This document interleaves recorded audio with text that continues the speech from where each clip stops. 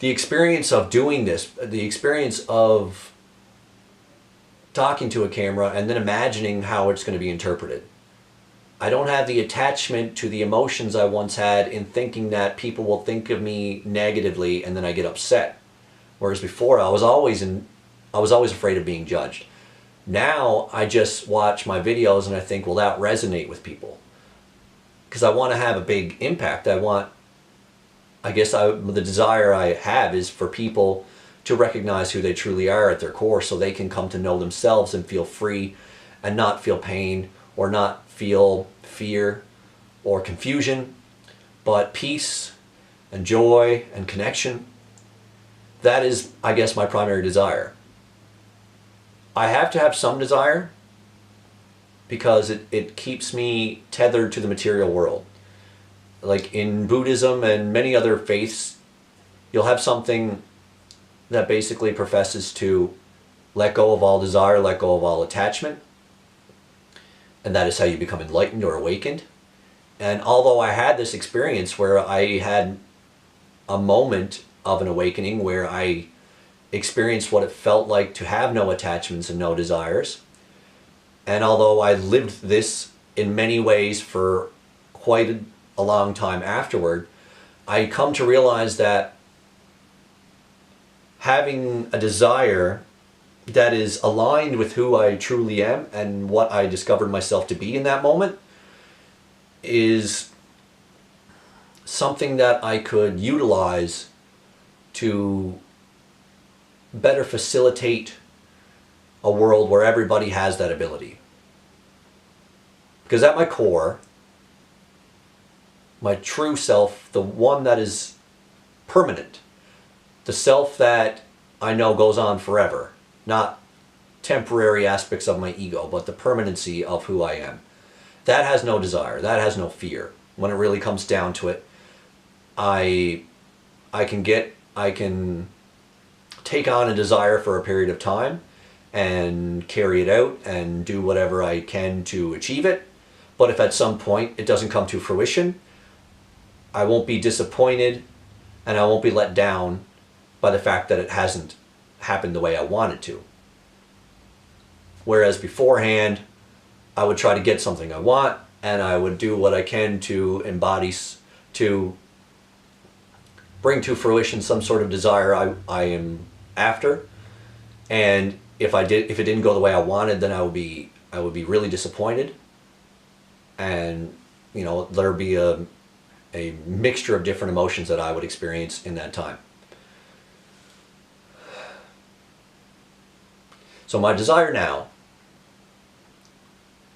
that I willingly take on as an ego structure that is attempting to align with my true self, is to connect to whoever I can so we can work together to understand each other and understand ourselves. In doing so, we will create an environment within ourselves where we can let go of our personal fears and personal desires and more align ourselves with our true selves. Because although we all have the same true self in a sense, we are all uniquely different and it just gets expressed in different ways. It's as if we all have the same collective consciousness at our core, but when it expresses itself through certain bodies and through certain minds and through certain experiences, then it comes out completely unique, and that's what makes a person an individual. So that's the world I want to move towards. A world where we all have the freedom to be who we want to be and express ourselves freely without fear of repercussion.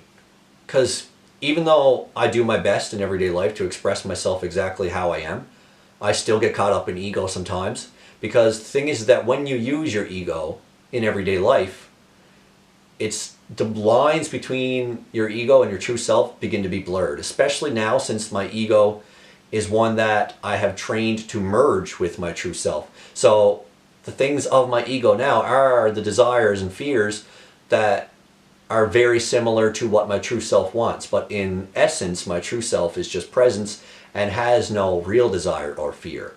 But what I mean is that in the past I had desires and fears that were tailored towards just myself. I wanted certain things just for myself, and I was willing to sacrifice the feelings of others to get it. Whereas now, when I want I don't want things only for myself. The things that I want for myself also take into account the feelings of others. I don't want to feel good if it makes another feel bad. So my ego now is it's really similar to my true self. It's aligned in a lot of ways. It has merged in a lot of ways. But I still need aspects of my old ego and my old personality to get through everyday life and just converse with regular people and get normal things done that need to be done in order to survive in this current world. So when I use that ego on a regular basis, and since the lines are so blurred between my ego and my true self, then my ego can start to make suggestions as to what needs to be done. And if the lines are really blurred, then it's hard for me to tell if that is born out of fear, out of desire, out of ego in general, or if it's born from my true self. Because there are right desires, there are true desires that come from just being a presence here on this earth with no personal desire. But sometimes it's hard to tell between the two.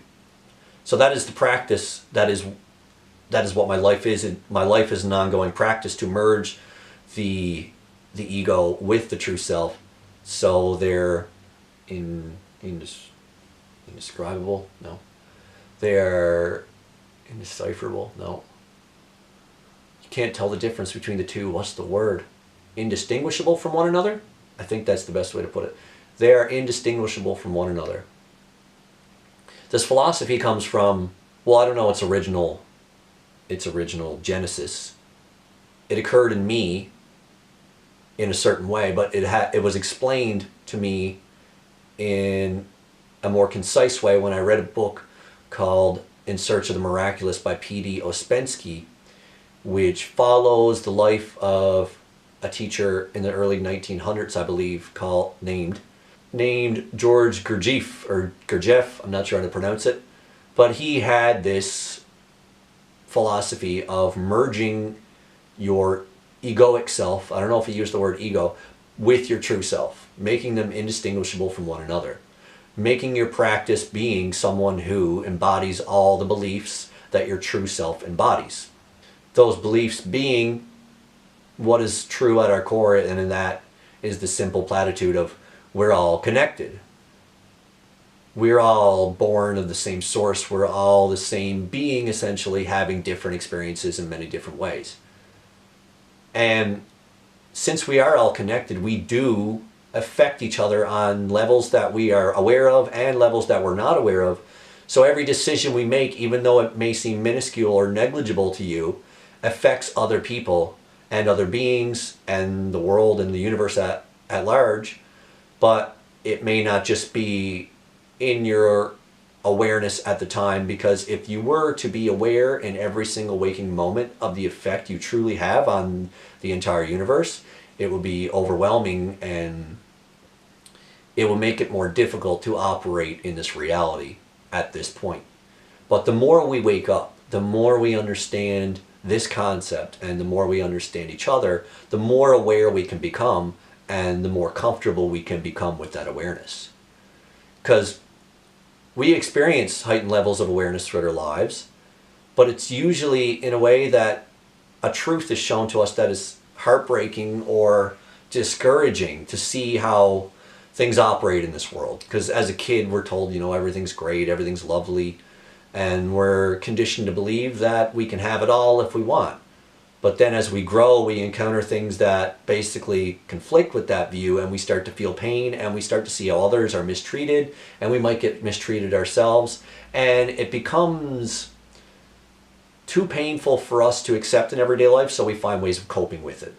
But when you continue to spiritually evolve, so to speak, and understand what everything is, and come to understand the idea that everything is necessary in order for anything to exist, in the sense that bad creates good and good creates bad. Like, you can't have the concept of good unless there is a bad to compare to. So people often will question God or the universe and saying, why do we have to suffer? Why do we have to experience negativity? And an answer to that is that we need to understand it in order to really feel and appreciate our full capacity for joy and connection. For an example, if you're raised in a life where you're given everything and everything comes easy to you and everybody basically worships you and does everything they can in their power to make your life great, people who have that life come to become numb to it, and they no longer appreciate it, and they no longer get the joy of being served and worshipped and catered to all the time. So then they look for other things. Whereas somebody who grows up in suffering and often goes through much turmoil will really appreciate it when anything positive happens in their life. And that's the concept, that is the consciousness that gives you the ability to see why suffering is necessary, but it doesn't mean that it has to be permanent. That's the thing, suffering is temporary, and we can all overcome our own suffering and in turn help others overcome their suffering and create environments so they can understand their suffering and move through it.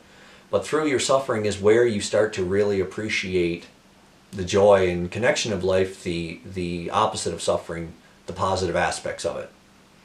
You can't have one without the other. And it's all on a wheel, essentially, of spiritual evolution, of a cycle that repeats over and over. And right now, in our time, we are ascending. We're going through great turmoil in many ways. A lot of things are breaking down, and a lot of things are coming to an end, and things seem to be imploding and exploding all around us. But that's because those are the systems that are in place that were based on our own fears. We're based on lies of scarcity and separation.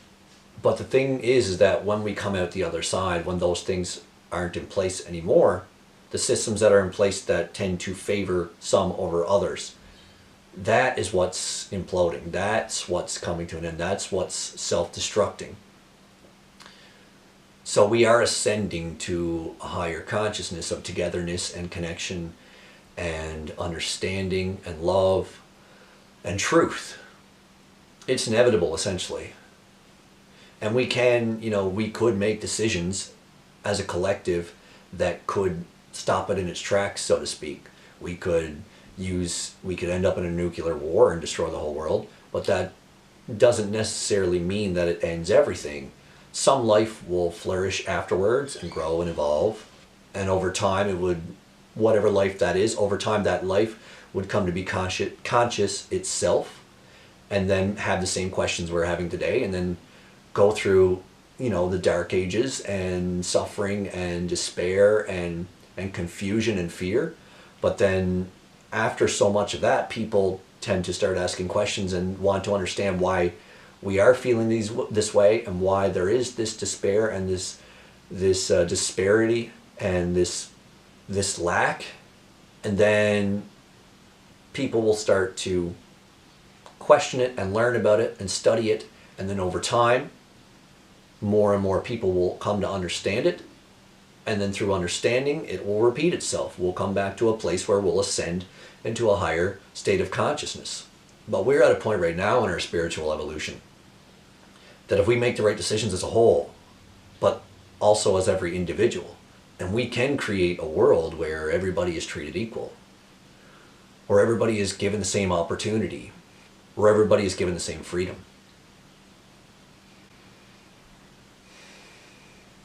So let's get to it.